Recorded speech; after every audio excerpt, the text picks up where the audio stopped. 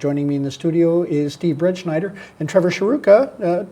Welcome, gentlemen. Thanks for having us. Now, in sync, usually we do this when that happens. But Steve, you're with True Results Consulting, and you've been a guest in the studio before. And this time of year is a time typically when people like to look back and reflect on what the previous year has done for them or done to them in some respects, and what they can look forward to in the upcoming year. So let's talk a little bit about that and True Results. What I really like, as you said, this is a time for reflection. What I really like teaching people is that they utilize a thing called the 3 R's, which is review, rethink, and rewrite.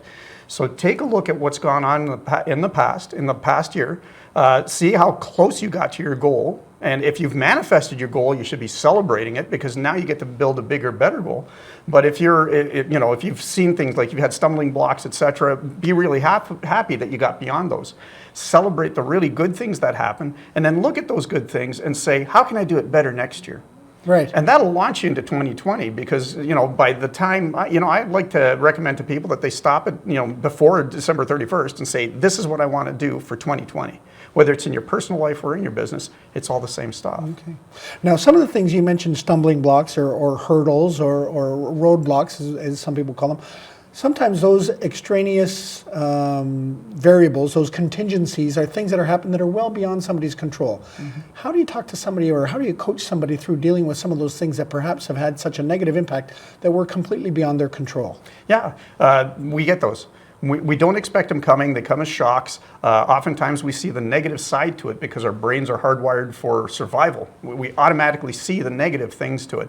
But there's a law of polarity out there. It states that without an up, there can't be a down. Without an in, there can't be an out. Without any bad, there can't be any good. Exactly right. So if you're experiencing bad, there's good with it. So we teach intelligent objectivity. We get you to see the situation. You're going to feel the anxiety. You're going to feel the anger. You're going to feel whatever emotional state there is. If it's excitement and joy, well, just go with it, right? But if you're experiencing anger, you can stop back. Exactly. You can sit back and say, wait a second, I don't like what I'm feeling here. Okay, I see the situation. I see this circumstance. I see the bad stuff in it, but where's the good? You study the bad stuff and you say, what can I do to avoid this, or what can I do to learn from this? How can I make this a success instead of just the circumstance that it is?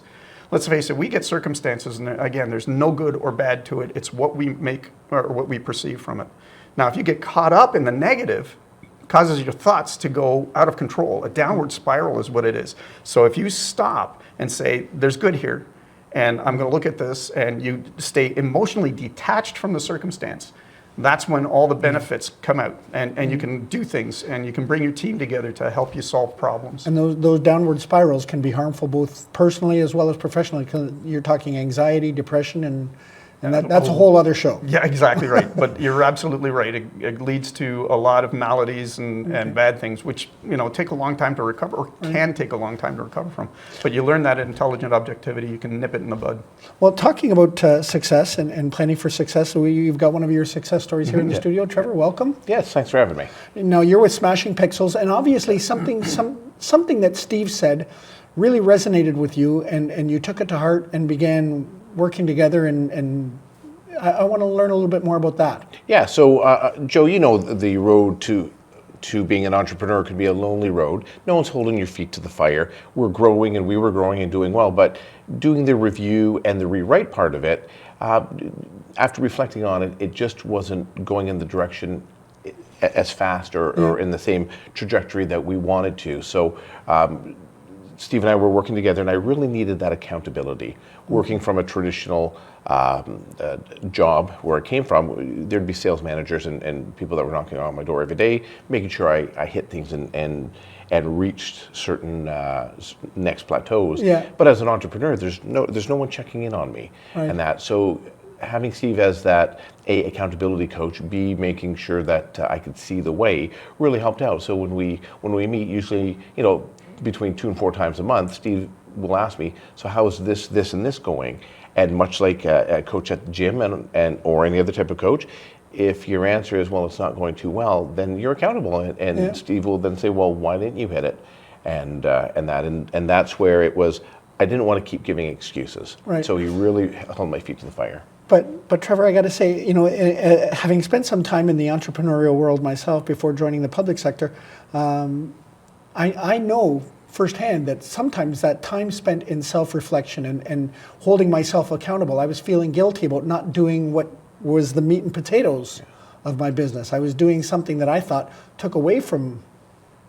Yeah, and I think that's hitting the nail square on the head for entrepreneurs. For us to walk away of working, in the business rather than on the business, you feel guilty. You're not producing what we're taught and what's in our head. We're not producing income by thinking about ourselves. We produce income doing the job for others. Right. So by doing that, it was tough. So that was one of the things that Steve and I had worked on to say, you know what, step back, like work more, on the business, not in. You're continually stuck in the business, thinking you're doing a service for people.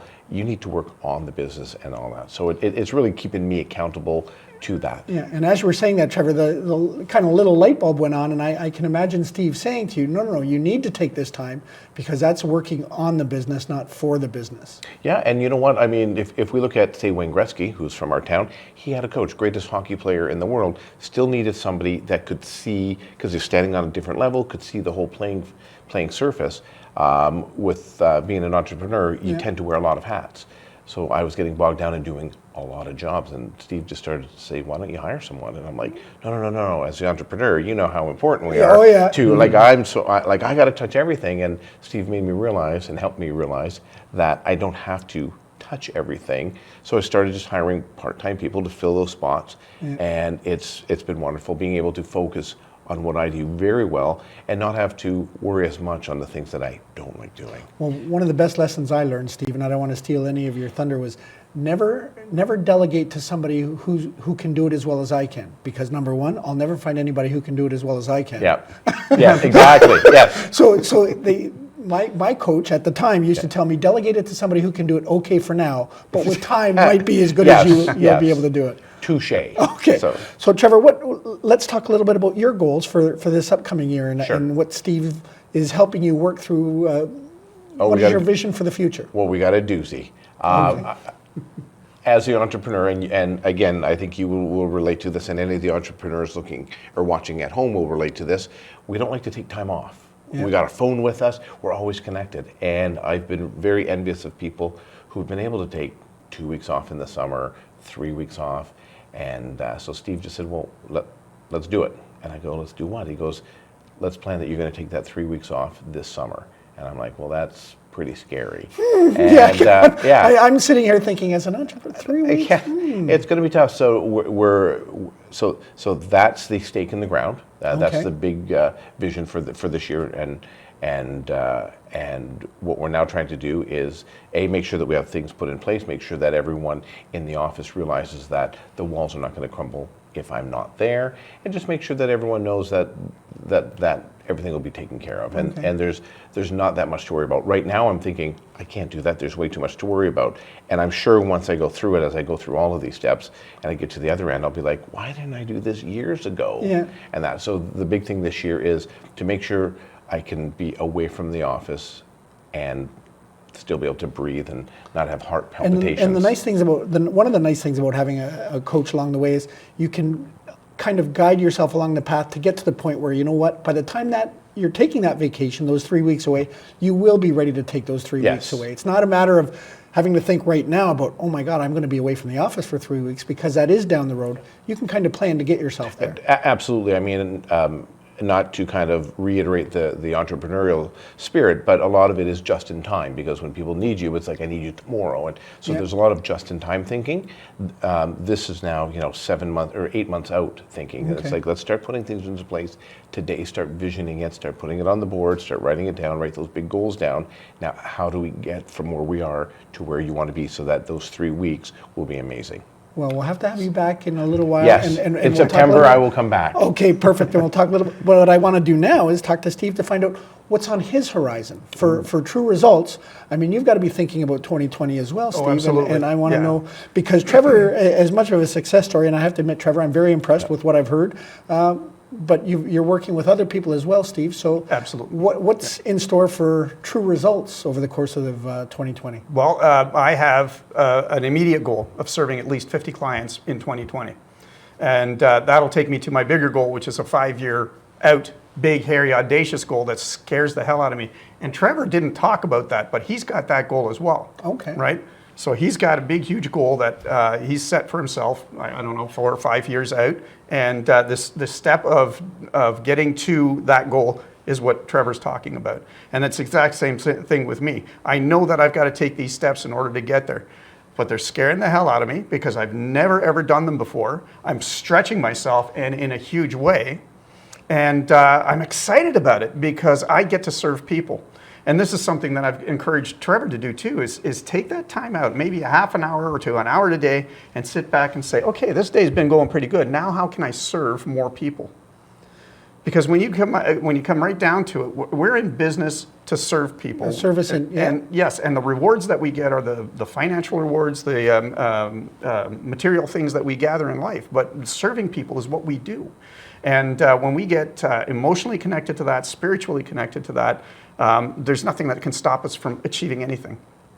So having that big, hairy, audacious goal in the background of my mind, saying, I know I'm going to get there, drives me on to doing the immediate goal of serving 50 clients this year. Well, great. Congratulations to both of you. It Thanks. sounds very, very exciting. Yeah, it is. It is for me. I don't know about So, well, what we'll have to have you back for is one of what we call a quarterly review. Why don't we call it that? And we'll, That'd be awesome. When we get off the air, you and I, Steve, will look at our day timers and try to plan for one of those quarterly reviews. I like that a lot. Sounds like accountability to me. Right? There we go. Okay, thanks, Trevor. Once again, that's been Trevor Sharuka and Steve Bredschneider. I'm Joe Persia for Community Movers, Shakers, and Headline Newsmakers. We'll see you next time.